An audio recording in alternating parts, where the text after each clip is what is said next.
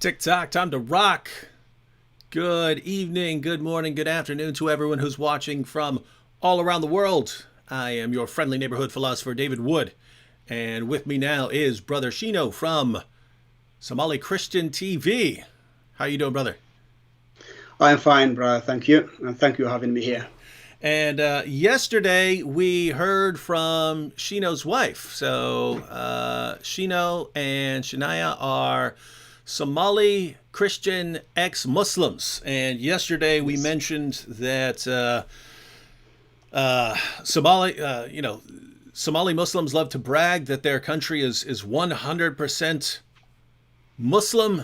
We know that there are some other people in very small numbers there, so you're basically looking at 99.8, 99.9% Muslim, and pretty much anything you've probably heard about Somalia in the news relates to either the civil war there, or Somali pirates, or Al-Shabaab terrorist attacks. So most of what we hear about Somalia is pretty bad. And the positive side of that is we can look at that and say that is a place that needs the love of Jesus. So Shino, why don't you go ahead and tell? So I just told you what I told you, that we hear about Somalia. I understand that's not the entire truth about Somalia. Those are the things we hear. So why don't you tell us about what life is like growing up in Somalia? Yes, thank you, brother David, and thank you those who are watching us and listening to us.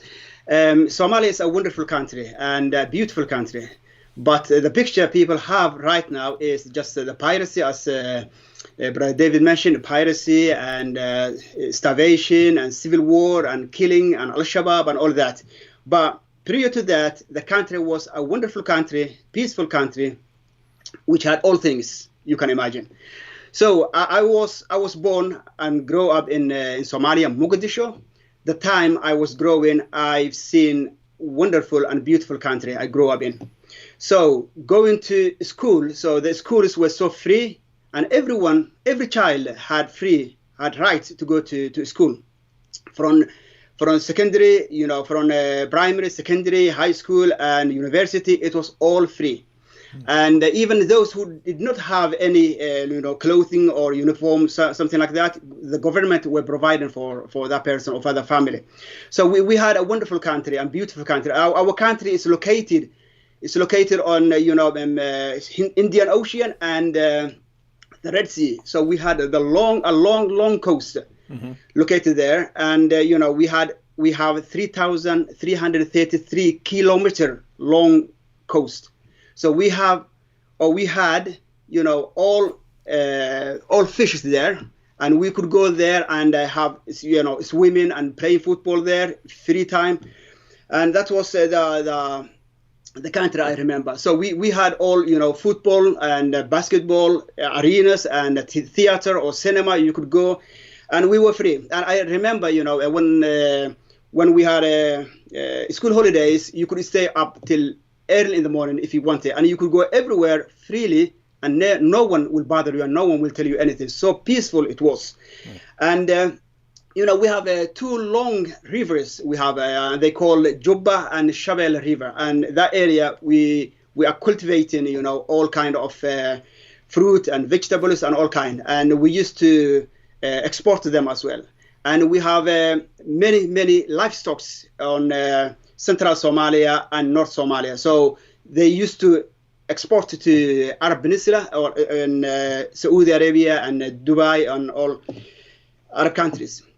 So the country was so peaceful and wonderful, and we were loving to be there, and we had it was our country, and we had freedom, and we had education, and the government we had that time, they were providing all things, and they even said we don't need to, import anything. We have to export because we have all, resources here. So that was the country I was growing up into. So that, that sounds like a pattern for an awesome country. You want a seacoast. You want rivers. You want to be exporting, right? You want to be exporting more than you're importing. So sounds like a great place. What happened? Yes, Something happened. Exactly, yeah. From 1969 till 1989 till 90s, we had one regime or one dictator. They call dictator. He was a general. But that general, I grew up under his regime. He was okay, and we felt it was okay for us. Mm-hmm. And 1977, the country went to war with Ethiopia. So we had disputed area that Ethiopia had, and Somalia wanted to take back that area. So this regime, which was a military regime, they had a power, and they tried to take back that territory. But when they went to a war with Ethiopia in 1977, socialist country, what's called USSR, Russian and Soviet Union countries, they packed Ethiopia, and Somalia couldn't do more, and they have to retreat. And then about to retreat, the government, the regime, and some of generals, the leaders, they couldn't agree. Shall we retreat or shall we go for the war? So that was a dispute. And then those who did not want to come back, they defected, and they defected with some soldiers, and they built, opposition rebels, and they fled to Ethiopia. So the country was going normally a bit, back downhills, and they built up their military and opposition. So they tried to topple this government, as they seen as just a dictator. Mm-hmm. So they tried, and to do that, they came 1989 and 1990. So they toppled this regime, and the dictator he ran away. And then when they came to the power, these rebels, they couldn't agree who will lead the country and who will be the president. So they can fight against each other. So tribes came out from that. And every tribe was saying, my tribe has to be president, my tribe has to be president. So they went into civil war. So that's what started for the civil war. And then when they couldn't agree with all these things and they're fighting, Al-Shabaab came out from that. The vacuum that the government left, Al-Shabaab, the terrorist Islamic organization, came out, and they imposed Sharia law, and they took over a large area of the country. So that is when Al-Shabaab came, and all things went down, and they imposed Sharia law, and you cannot go to cinema, you cannot play football. Women have to wear hijab or burqa. Men has to grow beard, and you have to dress like Arab people. So all things went Islamicizing Somalia now all. Mm-hmm. But before that, we were all normal.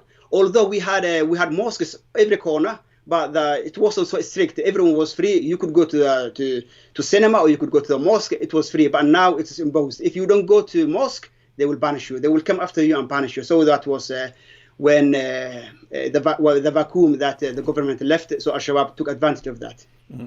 And that's a similar pattern that we've seen in a lot of places, in the Middle East, for instance, and in Northern Africa, where in the West, we always think the dictator is bad, get rid of the dictator, right? So we think Saddam Hussein, get rid of him. Assad in Syria, get rid of him. Gaddafi in Libya, get rid of him. They're these evil dictators. And if you get rid of these guys, then, democracy will be able to flourish. And then what happens is, Western governments help get rid of these, dictators. And then there's chaos. And then there's chaos. And then Islamists start rising to power. And my friend Usama Dakdok, he describes it. He says it's like wolves around a lion, right? If you have a lion, the wolves are all scared of the lion. But if you get rid of the lion, then the wolves will all start devouring everything. Yes. And so we don't like dictators, but the idea here is you can have a dictator who's sort of fair to people, right? You don't want to mess with him because he'll crush you. Right. But you can live a totally normal life as long as you're not bothering him. Like Assad in Syria, I know I have a friend who was from Syria before the Arab Spring and everything, and he said he felt safer in Damascus in Syria than he felt in Dearborn, Michigan in the United States. I said, how's that possible? He said, I said, don't you have like jihadis there who would want to hurt you because you're Christian? He said, every Muslim there understood that if they ever mess with us, there would be soldiers dragging him out of his house in the middle of the night, taking him to the public square and shooting him. So he said, he said they wouldn't mess with us. So the bottom line is there can be worse situations than even dictators. And so Somalia seems to be a perfect example of that, because you're describing it. Sounds like an awesome place, and then started crumbling. Well, so that's sort of an overview of Somalia and the historical situation. But zeroing in on you. So you grew up pretty much as everyone did as a Muslim. Now, your family, were they very devout Muslim, or were they more liberal Muslim, or what was your family like? Yeah, my family were devout Muslims, and I went to school to Quranic school when I was around 6-7 years old to memorize the Quran. I memorized it twice without even knowing what it means. So you have to please your family, and you have to please the Quranic teacher. So you have to memorize all things and recite all things by heart. So I did that, and it was compulsory as a Muslim person to go to mosque. And as I mentioned, every area, every corner, there's a mosque. So if you don't go to mosque, you are messing up with your family or with the leaders.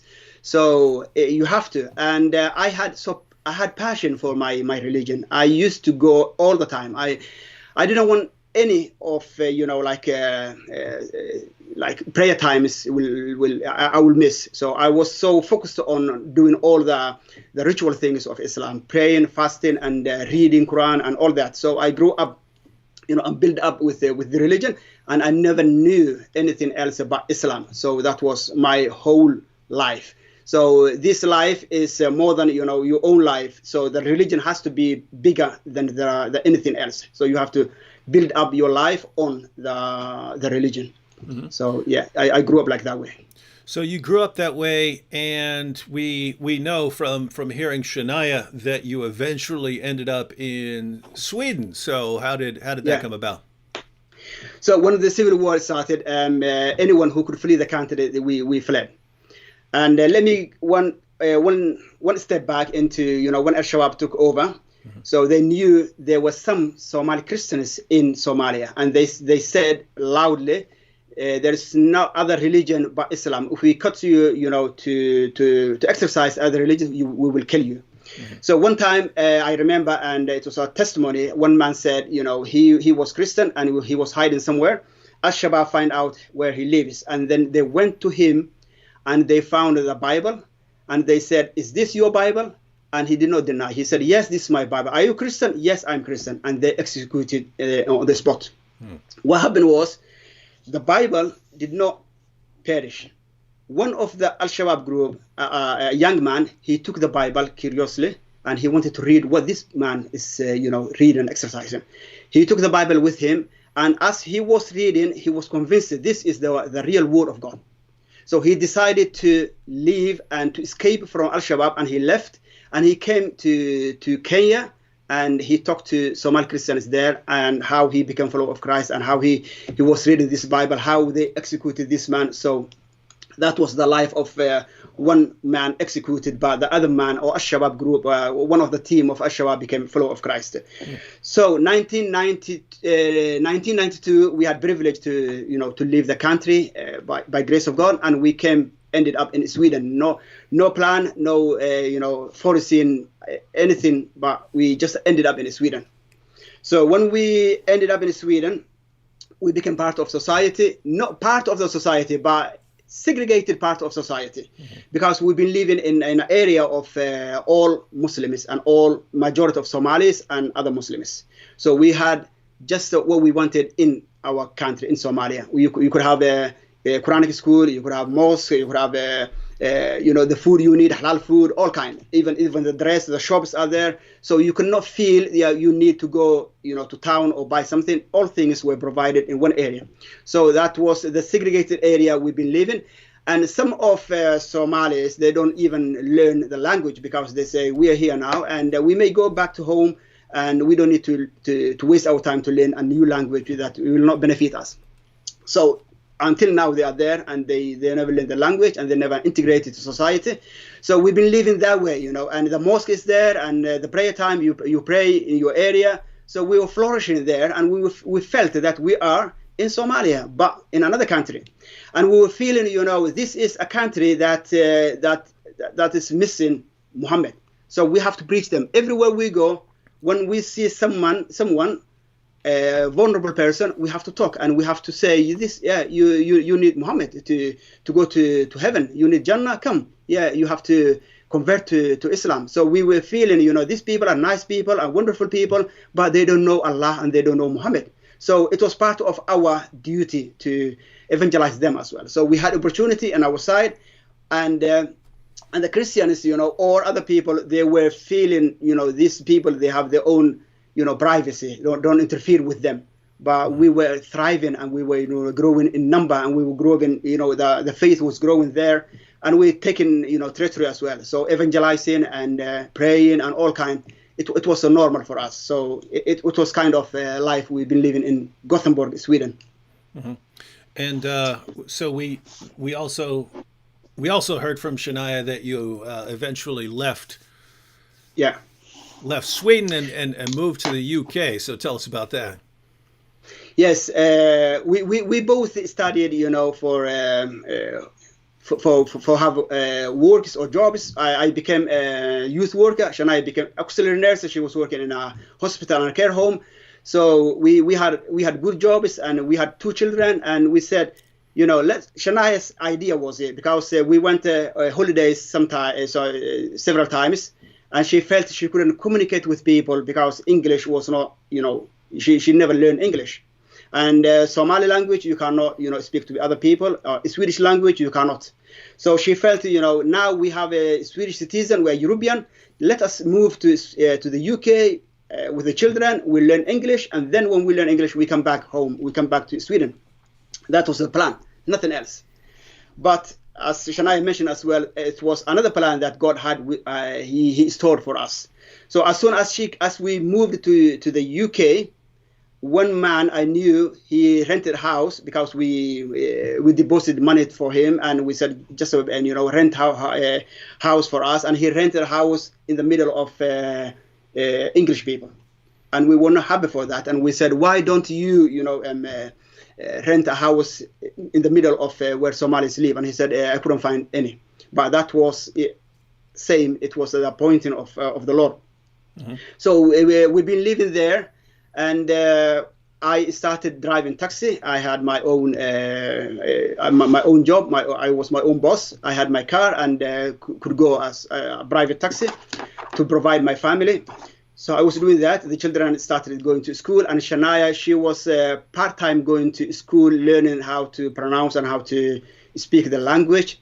And evening time she was free. So the evening time she was free. As she was watching it, checking her email, someone sent her a video. Mm-hmm. And we were Muslim people. We were doing all ritual stuff, and we knew nothing else. And Shania, when she seen this video, as she told me, and she told her testimony to you as well, she was thinking, oh, now you have spiritual uplifting for a video. Because when she seen, the intro of the video, it was attracting. So these people, they killed the innocent man. Shania mentioned last evening with you, and that touched her heart, and that changed her mind about Islam and about the Quran and Allah. So she became seeing, she have seen dreams about Jesus 2 evenings. And then the 3rd day, she was Christian. Yeah. And when she told me she was Christian, I was devastated. I couldn't imagine. I couldn't take that. because we grew up as Muslims and all our families are Muslims, and I knew the consequence of becoming Christian. It is death penalty. And I didn't want anything to happen to my wife or to our family. So I was in shock by one way, and I was, in denial another way. So I said, no, you cannot be, and this is wrong thing. You have to, take back these words. And she said, no, Shino. And she started saying, Jesus is the lie. Jesus is the lie. He is the way, the life, the truth. No one comes to the Father except through him. And I didn't know. I don't know what she was saying. And I said, no, we have Muhammad. Muhammad is the only way. Nothing else no one else, or, other ways you cannot be saved. And she was saying, I've seen heaven, I've seen hell. So all things are real, but the only way is Jesus. And I was saying, no, I was pushing her out. But she didn't stop there. She talked to her family and she told them all as well. And she said, I have a mission, and my mission is to tell people, to warn people to not end up in hell. So I have to tell them. And I know where I'm going. And I asked her, where do you go? And she said, I'm going with Jesus to heaven, because he promised me that. And everyone who believes in him, he will go to heaven. Just to believe in him. And I said, you don't work, you don't do anything, and you don't pray. She said, I have to do good work by my own self. But, this is not, the optimal option. He paid the whole price. So through him, we can only go to heaven. So she told her family, and the family was not happy with her and not happy with me, because they thought it was because of me she became Christian. I couldn't control her, I couldn't take care of her, or I couldn't, guide her. I was a weak person, they said. You are a weak vessel, and you cannot be real Muslim. And by the way, that's very common among Muslims, in that when someone converts, it's always, who do we blame here? Whose fault is this? Because they can't get their minds around the idea that someone would actually reject Islam for some good reason and accept Christianity for some good reason. It can't be that, because according to Muslims, all the evidence supports Islam, and there's no evidence for anything else. And so if someone converts, it's because someone messed up. And so when my friend Nabil converted to Christianity, it was so embarrassing for his parents that they actually moved. They moved to a different part of the country, because it was it's, if your son converted, then you must be bad parents. You must have been bad Muslim parents. Not, and notice it wasn't, wow, your son converted because you were good parents and you raised your son to pursue the truth wherever it leads. And so it's not that. It must be your bad parents. And so, there's always if it's a person who's converting, it's always, oh, you must have done it for money, or you did it for this or that. If they know that's not true, you're not getting anything out of it, then it's someone's fault. It's your husband's fault, your wife's fault, your parents' fault, someone's fault. But it can't be because you saw that Islam is false and that Christianity is true. And so, very, very, very common there. I've heard that a lot. Yes, I was to blame that she became follower of Christ, but nothing else. Time being, Shania became strong in her faith. She was going to church. I was rejecting first that she would go to church. That was part of persecution.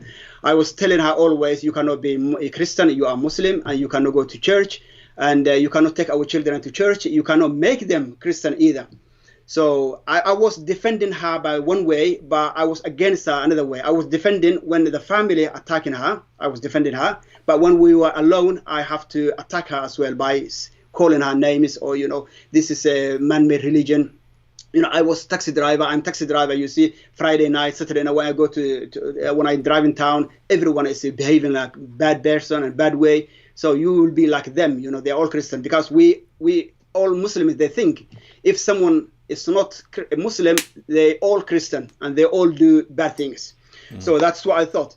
And she became strong in her faith by studying the Quran and reading the Quran and going to the chat rooms. Part of chat room, she used to go like just listening Sam Shamoun and Christian Prince and those apologetics.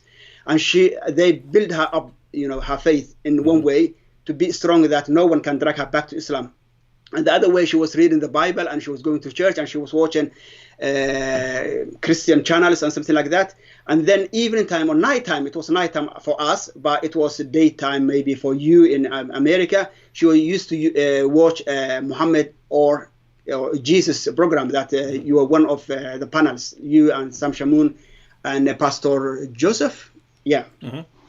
So she used to write notes from you, and she used to come to me and telling me, they said see, and they said so, what about this, what do you think about that? When I see this notice, they were right, and it was holes in my religion, but I was defending myself because this is my religion, this is what I grew up into, and I'm a man. I cannot show weakness, and I cannot show that I'm defeated, or I have to lean to what she's saying.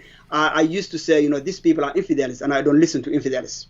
But they can say whatever they want. But that, the notice she was taken from you, that you educating her, they were piling up my suspicion as well, or my way of living Islam by somehow.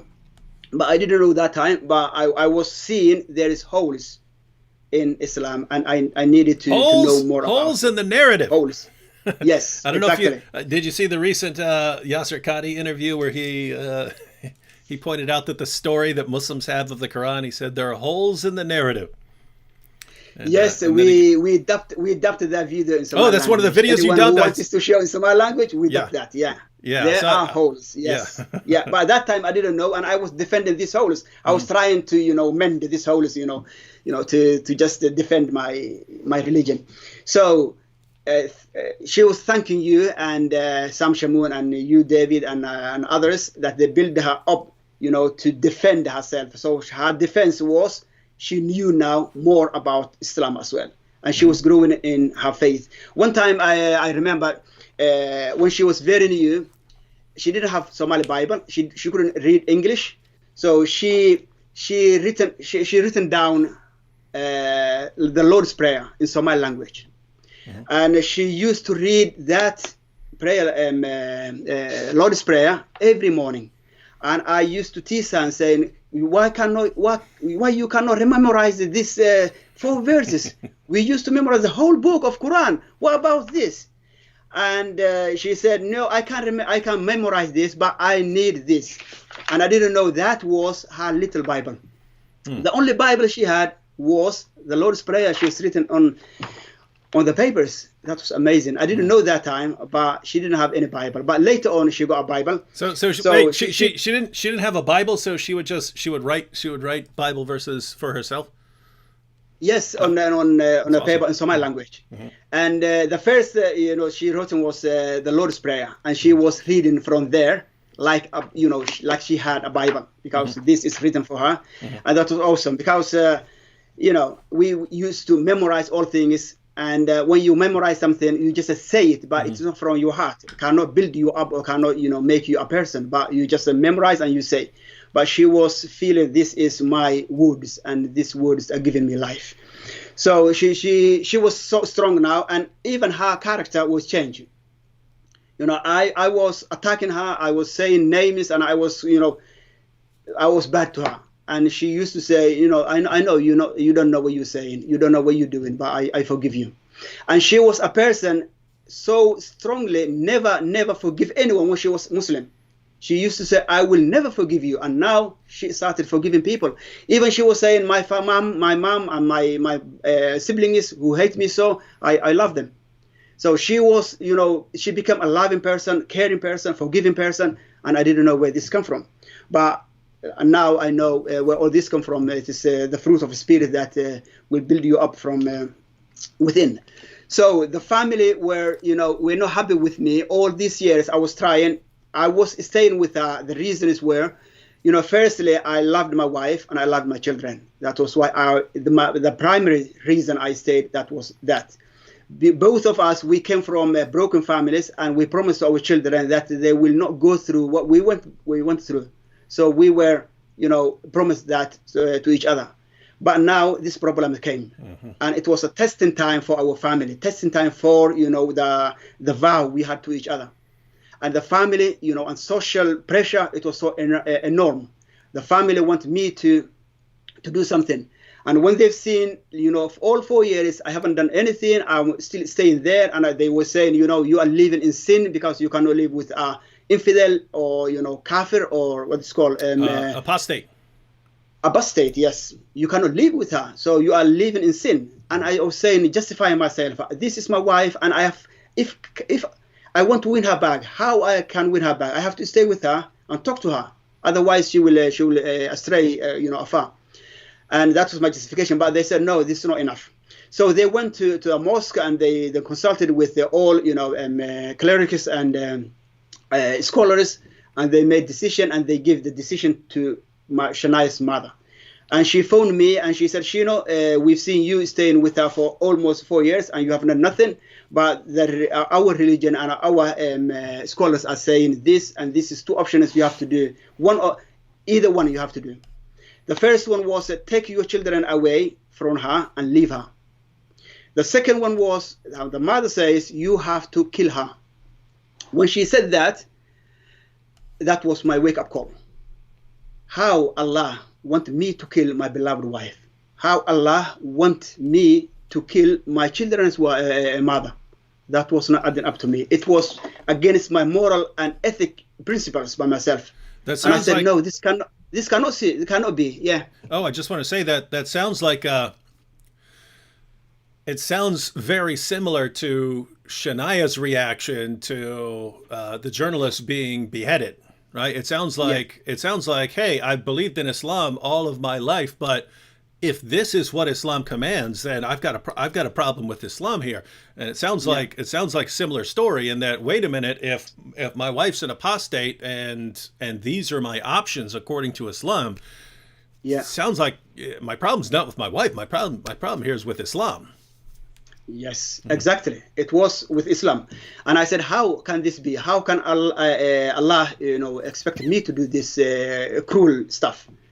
And I call this, repulsive and wicked options. I can't do that. I cannot do this. But they said, if you cannot do this, you cannot be real Muslim. And I said, let me do my research. Let me do some studies. And I wanted to win some more time. And I went deeply to study, these options. And I came to conclusion that I don't have any other option. Because the Prophet says, anyone who leaves Islam, he must be killed. Mm-hmm. And some other may argue this is just hadith.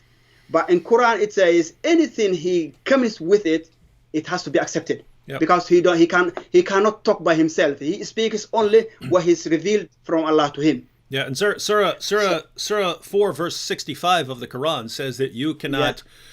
Once Muhammad has made a decision, you can't have the slightest doubt about it, or you're not a real Muslim. And so, if Muhammad says that the penalty for apostasy is death, then that's what it is according to Muhammad, and therefore that's what it is according to Allah.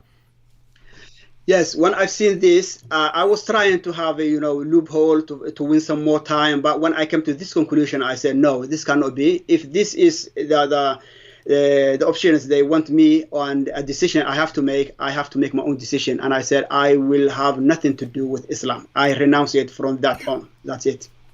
I made my decision. And that was before 4 months that I became a follower of Christ. I stopped all ritual stuff about Islam, but I did not renounce Allah or God. I still knew that God exists, and I stayed, just in my room sometimes and praying and asking Him that He shows me the right path to Him. So I was doing all that, and I didn't tell anyone. I didn't tell even Shania, but it was Gab, and I stopped the ritual things. Shania could see, I could sense that, but I wasn't, I wasn't there for Christianity or some other things. But I just wanted to know the right path. So Shania used to invite me to go to church with her when I allowed her to go to church. But she went to church, and many times she asked me to go to church with her. I said no, it's not for me.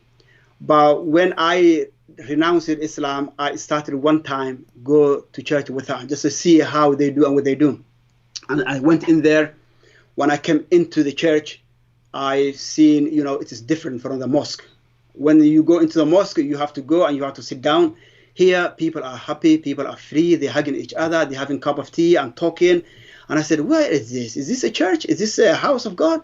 And Shana said, yes, these people are all my friends. And they were hugging and they were, talking and friendship and, family and all kind. And I ran and sat in a chair. I didn't want anyone to see me in the church because I thought Muslims or other people I work with, they may come and see me there. I was afraid. I was sitting just there, my head down. And Shana was saying, come, let's have a cup of tea or coffee or something. No, I'm fine here. So I watched the first service. It was a service, wonderful service, worship song. The worship songs were wonderful and fine, but when it comes to Jesus, Son of God, that part was, harsh to me, and I wasn't, wow, this is something bad. But what they did was, the wonderful preaching, and they prayed for people. And when we left, I was still feeling, this is a wonderful place. This is a good place to be. But they are living in shirk. Allah cannot have a son, something like that. So that was my experience for a church. And then time went. Another wake-up call for me was when my daughter and my son came to the living room. They thought I was at work, and they were coming, running, and happily they were shouting, "Mom, can we follow with you to the church tomorrow?" When they see me, they were shocked, and I was shocked as well. What did you say? Are you going to church? You're not Christian. You are Muslims. When you grow up, you can decide which way you will go. And it was a very, very emotional time. They were both crying. My wife was crying, and I was in shock. I was banging the table and was saying, I have to leave you because you betrayed me. The children could not go to church. You make them Christian. How would this happen? And my daughter stepped up and said, Dad, she was crying. And I was in shock as well. She was crying and said, Dad, don't leave. We love you. And we want you to be with us. And she read, she quoted a verse from the Bible. It was mainly Matthew 10:33. She said, Jesus said, if anyone denies me in front of people, I will deny him in front of my heavenly Father. We're not denying Jesus, Dad, but we love you. Don't leave us. And I said, that's it. I have to go. And I was so angry that evening, but luckily I changed my mind. I didn't go. I stayed. Then time went. One day when I was sitting in my car, I was taxi driver, sitting in my car, and I was hungry and I wanted to eat my breakfast. I had some sandwich in my glove box. When I opened there, I found a Bible there, little Bible, and a sandwich. That little Bible ended up there more than 100 times. Even in time I take it out, Shania will put it there. She was hoping he will read one day. That's her wish and her hope. And when I've seen this Bible and I was hungry, I thought, give a go this. And I took the Bible out. And before I opened the Bible, I prayed short prayer. And I said, Lord, if you are the Lord of this Bible, show me something which can change my life. Something that, that I believe that you are the Lord of this book. I will follow you. And I opened the Bible then, randomly, just to open the Bible. When I opened the Bible, I came to John chapter 8. John chapter 8, verse 1 till 11, it is a history about a woman who was caught in adultery. Mm-hmm. When I've seen that, I remember this, similar history is in Islam. And I knew how that ended up. Yep. It ended by the woman was stoned to death. Stoned to death. Mm-hmm. Stoned to death. Mm-hmm. Because, the merciful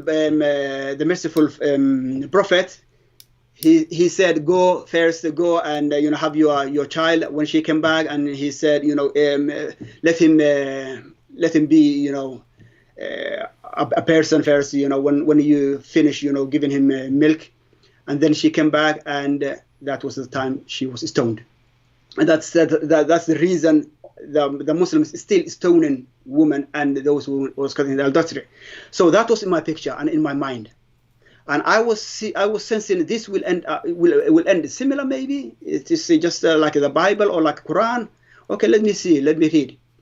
When I started reading, and the Pharisees came and asked Jesus, this woman was caught in adultery, and the law of Moses commands us she must be stoned. What are you saying here? When I read that, I was expecting something similar to the Muslim woman in that narrative. And Jesus stood down, and they talked more, and they were testing him that they could find something to accuse him. And later he stood up and he said, any one of you who never sinned, let him throw the first stone to her. That was eye-opening to me. And no one stoned her, and everyone left the place. And Jesus and women left there, and he asked her, where are your accusers, lady? When he was saying that, I was picturing as well, Jesus in Quran, he was sinless, and he was a human being. Mm-hmm.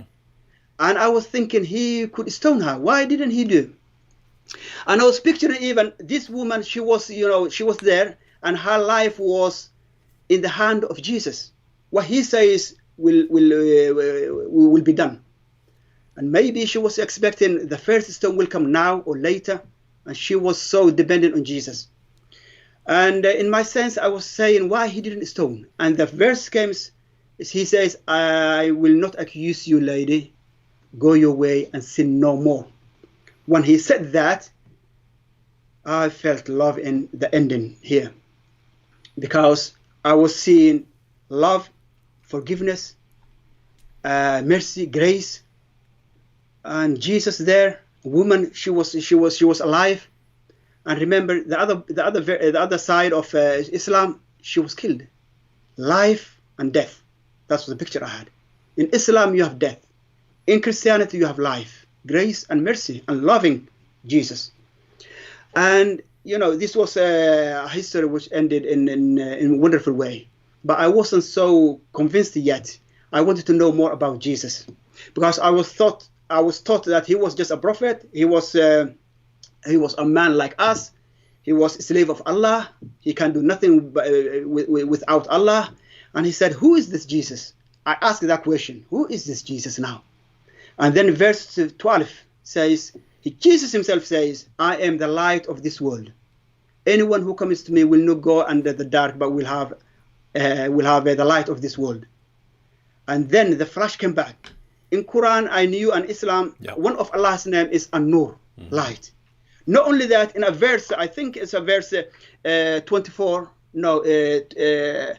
Surah 24, verse 35, something like that. He says, Allah is the light of the heaven and earth. Mm-hmm. And Jesus claiming now, he is the Nur. No one can claim that he is the light, because the light is only Allah, God is light. And I felt now he is claiming God. How can this be? Because I was taught that he was just a mere person and slave of Allah, and now he's saying, I am the light. Not only that, if you come to me, I will give you this light of the world. I loved him, and I loved what I was reading, but still I was not convinced. I read some more verses, and I came to this verse 24, where Jesus says, you will die in your sin. If you don't believe that I am, you will die in your sin. This was not only a verse, but it was a personal verse to me, and that was when I was seeing just a vision and conversation with Jesus I had. So he was telling me, Shino, you will die in your sin. If you don't believe that I am he, you will die in your sin. I was thinking, who is he? And he was pointing back to me, I am the light of the world. I am he, I'm God.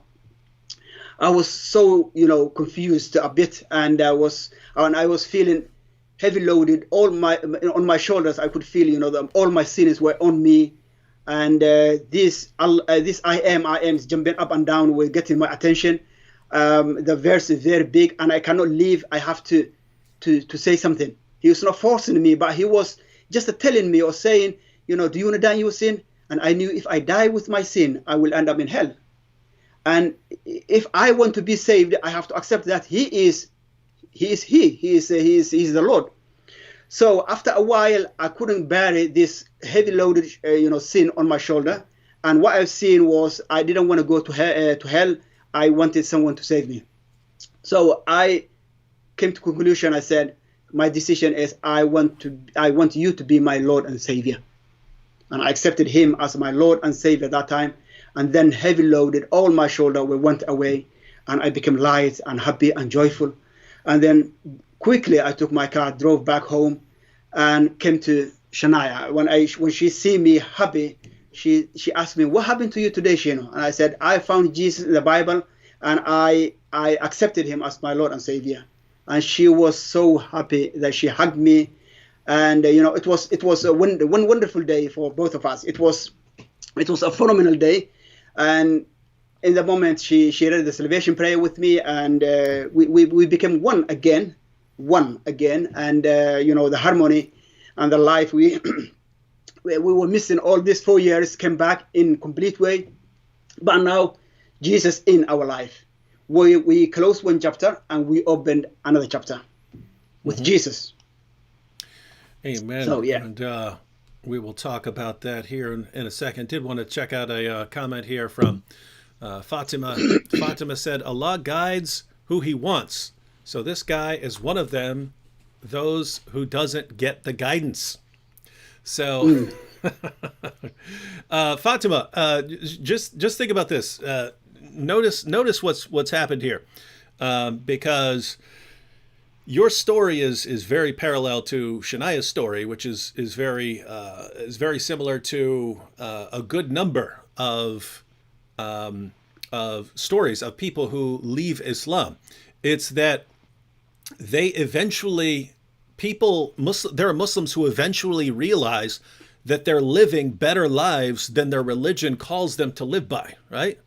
It's your religion commands you to kill an apostate, and you don't want to. You don't want to break up your family. You don't want to kill your wife. You don't want to kill someone. You don't want to do these things that your religion is commanding you to do. Or, in Islam, you strike at the necks. You strike at the necks of the infidels and so on. But when you see this actually happen, you say, no, I can't accept that. And so you have all of these Muslims who are actually living better lives than their religion commands them to live. And yet all their lives, they're thinking their religion is the most perfect thing in the world, and that they fall short of the religion.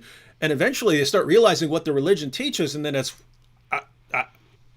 my religion's actually telling me to do horrible, horrible things. And then you look towards Jesus and see what Jesus is commanding, and you see that Jesus is commanding the right thing, and that Jesus is calling for love and so on. And so for lots of people, that's what draws them. That's what draws them in. And so notice Fatima, what you're saying here. Allah guides who he wants. So this guy is one of them. Those who doesn't get the guidance. So what you're saying here is, if Allah really wanted to guide this man, he would say, look, you need to go kill your apostate wife, and I'm going to guide you to do that. And he's refusing to do that. So he's the one who's not guided. Fatima, I have to say, if Allah is the one who's guiding people to go and, chop all these heads off and kill all these people, it sounds more like Satan here. You know what I mean? Yeah, let me give an example here, Brother David. When I became a follower of Christ, reading the Bible, one time, let me go back to Shania. When she was Christian, I was still Muslim. She was so passionate about Jesus, and she was all day, she was talking just about Jesus and how good he is, how he's forgiving, how he's loving, all that. And I said, don't you have anything to talk about but Jesus? I felt she was, she married another man, and she was so I was so jealous about Jesus and so. And one time when I came to this verse, John chapter 10, verse 10, reading that, so the word of God is alive. It gives you life as well, and it gives you encouragement. When I came to this verse saying, the thief has come to kill, to destroy, and to steal, when I stopped there, Jesus reminded me, Shino, do you remember that time that you hated me most? You said, I hate you, Jesus. It was, you hate the wrong person. You're supposed to hate the other group, Allah and his followers, who were telling you to kill your wife, to destroy your family, that they wanted to steal your joy.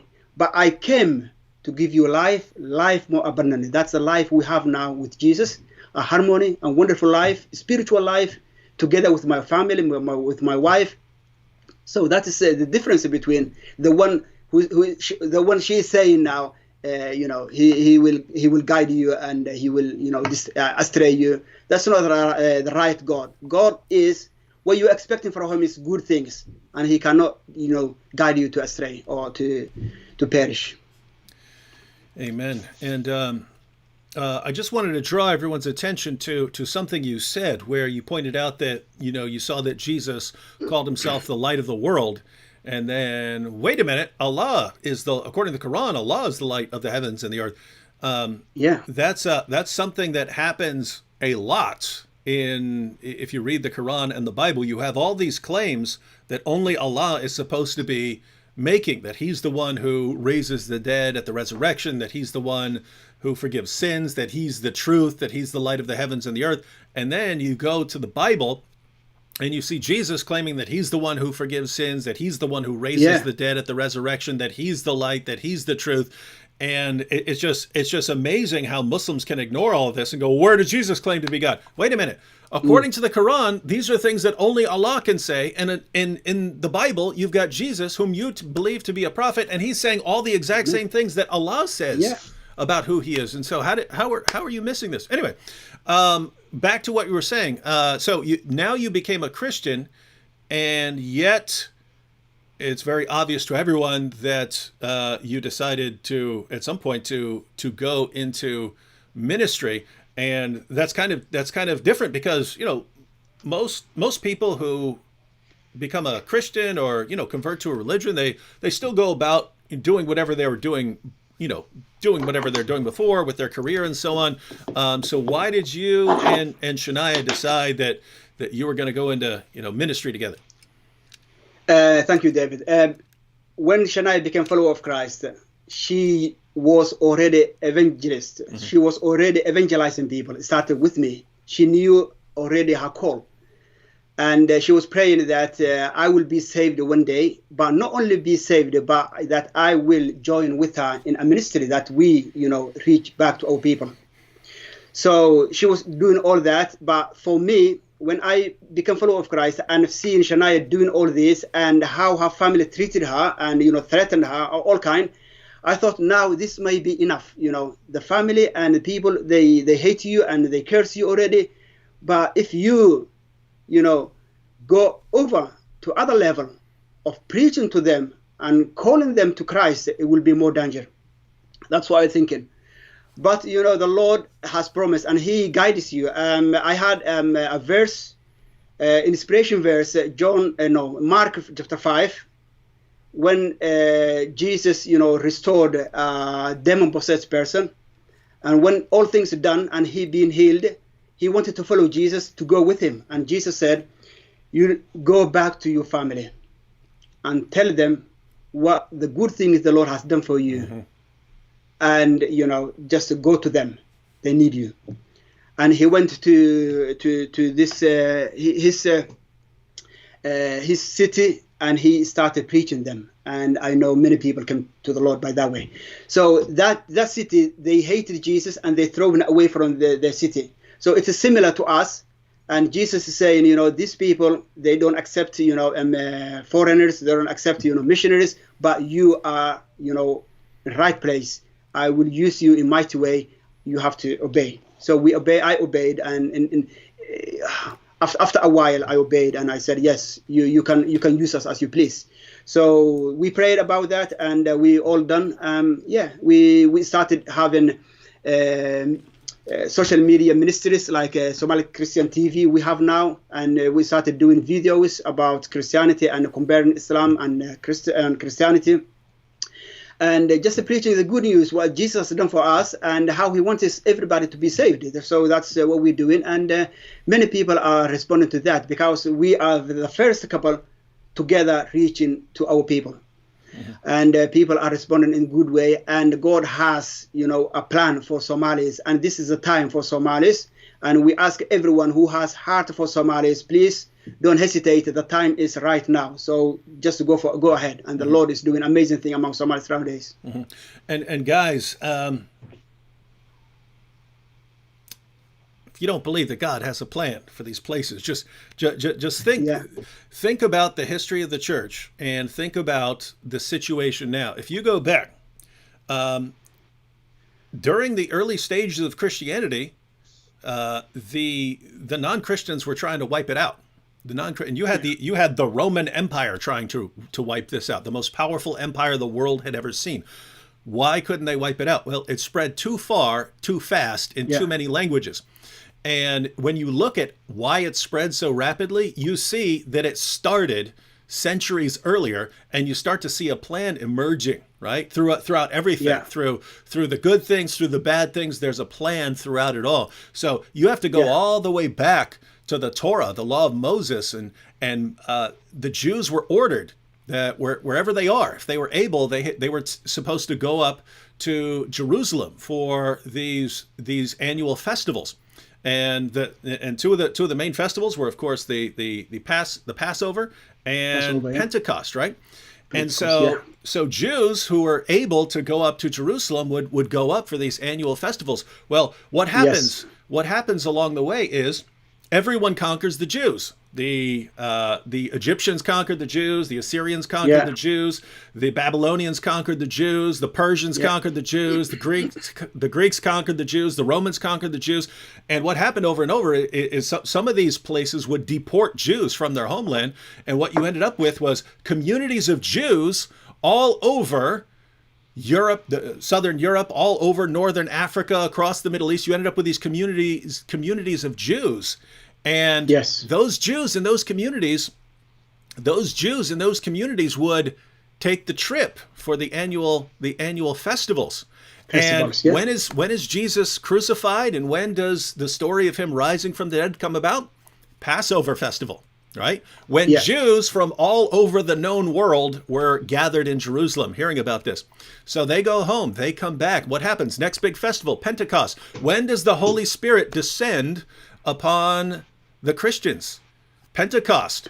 And they're all there, and they think these guys are drunk. And read that passage in Acts. It's talking about all these people from all these different countries in all these different languages hearing this message, and a few thousand people convert to Christianity. Where are these people from? They're from all over the world. And what do? They stay there in Jerusalem to learn about Christianity from the apostles themselves. That's why you ended up with a need for people to go out and selling their property. Remember, it was say like Barnabas went out and sold property and to bring they're funding this community who's from a different part of the world who'd come there so that these people can keep learning from Jesus. From the apostles of Jesus himself. So notice now you've got these people who spend a couple of years learning Christianity from the disciples themselves, and then what happens? Persecution breaks out. And it said the people went to their home countries. Yes. You following this? So now you had all these people speaking all these languages in all these different countries across the known world, people who had learned Christianity from the feet of the disciples themselves, all going out and now preaching to their families in their home countries. You look at that and you say, wow, everything, even the things the Jews would look at as horrible, them getting deported to different countries and stuff like that, or things that Christians would look at as horrible, the persecution upon them, it all works together so that no one could stop the gospel. And that is amazing. We look at the situation today, we see Islam, and whether it's Muslims causing the unrest or just various clans and so on, what you end up with is people grow up believing that violence is the solution to your problems, and if you have a disagreement, you fight. Well, that tends to make very unstable countries, and so these countries constantly break out into wars. And what happens? People flee those areas. Well, guess what? Some of those people who leave the countries and go to other areas become Christians, and some of those people who become Christians want to go back and reach their own people. And so you have these places in Iraq, in Egypt, in Syria, in Pakistan, in Afghanistan, in Somalia, these places that are various degrees of unstable, and people are leaving the country as much as they can. Well, some of those people become Christians, and then they want to go and reach their own people. And here's a perfect example. Here's a perfect example of two people who said, we are going to go back, and they could have, they could have gone on living their own lives. They decided to reach their people. And why is this so important? Well, guys, I mentioned at the very beginning, my goodness, if there is a place in this world that needs the love of Jesus, it is Somalia. And Amen. And who's there reaching? Who's there reaching the people of Somalia? You're looking at him right now.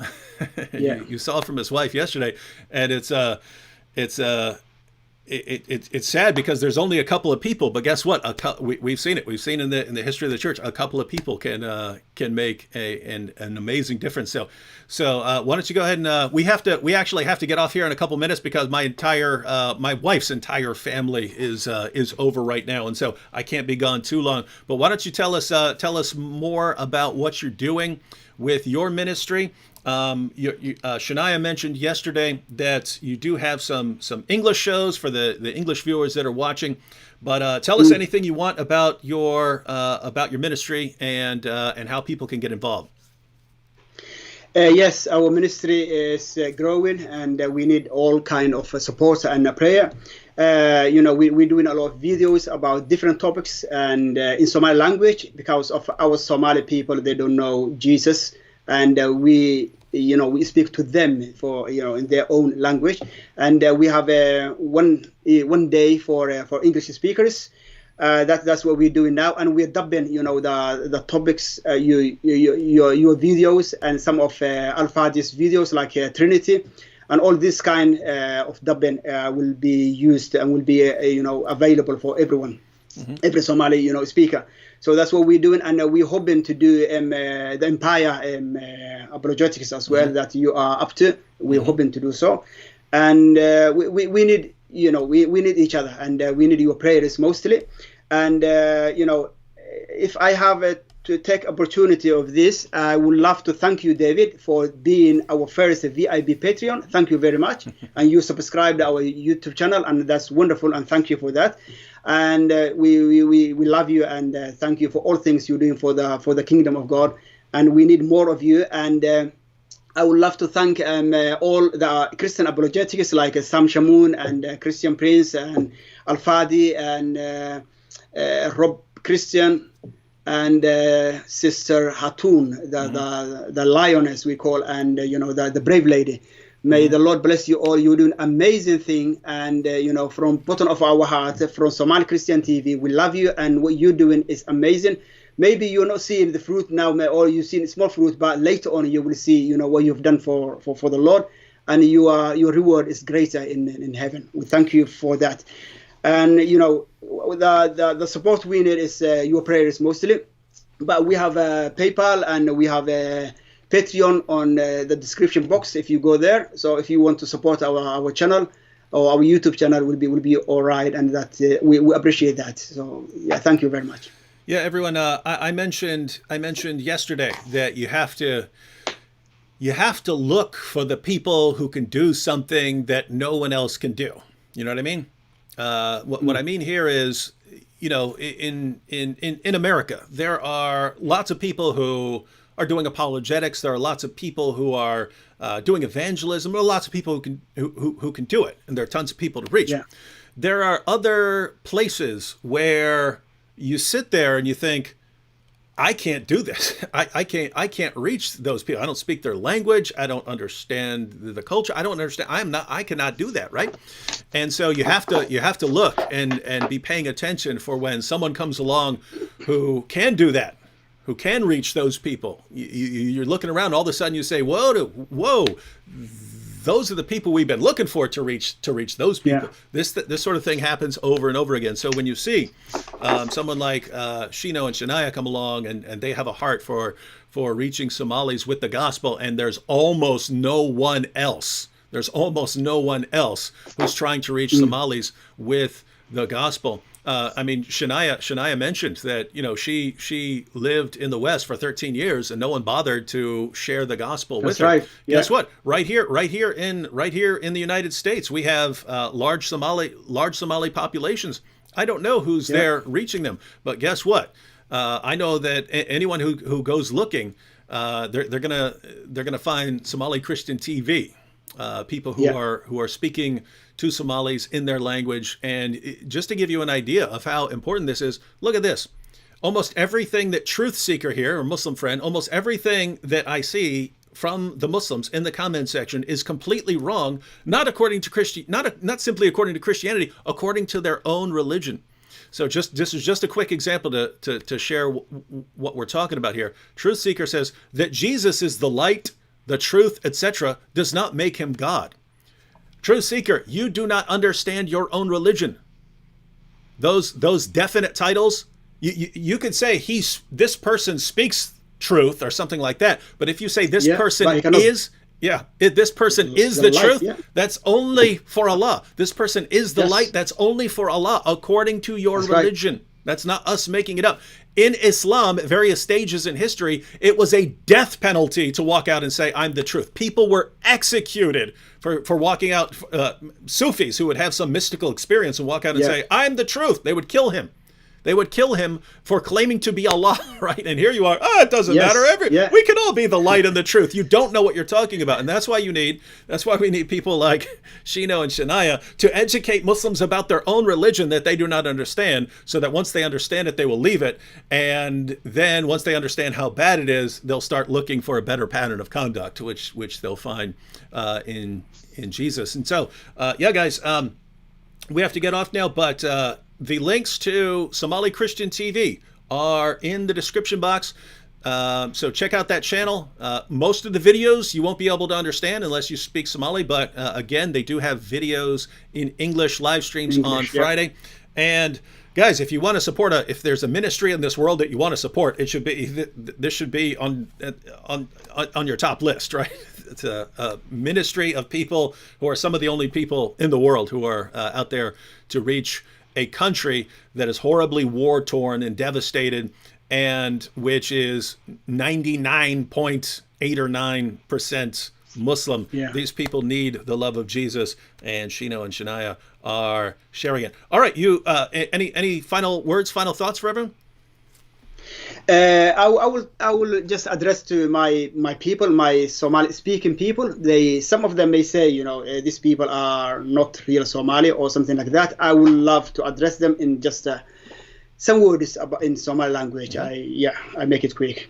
walaalahayga dhegeysanaayo aad baa idinkaga mahad celinaya. Waxaan idin leeyahay Soomaaliya waxay u baahan tahay Ciise Masiix. Soomaaliya waxay u baahan tahay nabadda iyo jaceylka rabbigeena. Rabbigeena asaga laftigiisa ayaa u soo ku cazumay bini aadamka inay aqbalaan hadiyadiisa oo isaga wuxuu siiyay wiilkiisa kaliya oo dhashay in mid kastoo asaga rumaysta uusan lumin laakiin uu lahaado nolosha weligeeda ويوحنا 3:16 marka qof walba oo rumaysta hadiyad ilaa Ciise Masiix wuxuu helayaa nolosha weligeeda waxaan ka baryayaa ilaah inuu idin garansiyo inaad rumaysataan si aad u heshaan nolosha weligeeda ma shaqaysan karaysaa nolosha weligeeda waa hadiyad ku timaada rumayska Ciise Masiix waayo ilaah wuxuu leeyahay idinku waxa ku badbaadeen nimco ku timaada rumaysad oo aan ahayn shuquladiina aan ahayn laakiin waa hadiyad ilaah si aan cidna u faanin marka inaysan faan imaanin inaysan shuquladiina ahayn waxa ku garanaysaan ma shaqaysan karo adduunyadan aakhirana lama shaqaysan karo laakiin hadiyad ilaah baa lagu helaa rabbiga waxaan kaga baryaa Soomaaliya dhan inay hesho jaceylka iyo nabadda iyo farxadda rabbigeena Ciise Masiix ku timaada ee aqbala Ciise Masiix si waddanka ugu hagaago rabbiga idin barkeeyo dhamaantiinba amen. Amen. And so I'm hoping that silences any doubters who are wondering if you are really Somali. Because I'm sure you've encountered this. People they always want to say, nope, it's not true. I had one of our early debate opponents was a Muslim named Farhan, who was the American representative of the Muslim Debate Initiative, And so we did all kinds of debates with him. Eventually, Farhan left Islam. And Yeah. then we started seeing the comments. Nope, he was faking. He was never a Muslim. And so they're just Muslims who are trained that as soon as you say as soon as you say you're an ex-Muslim, they start saying everything you're saying is a liar. Muslims, our Muslim friends, maybe you need to pay a little more close attention and start realizing that it's your religion that's doing the lying here, not the people who are leaving it. Yeah. All right. God bless everyone. God bless Somali Christian TV. Yeah. God bless. Thank you, brother. God bless Shino and Shania. And we look forward to hearing about all the amazing work God is doing through them.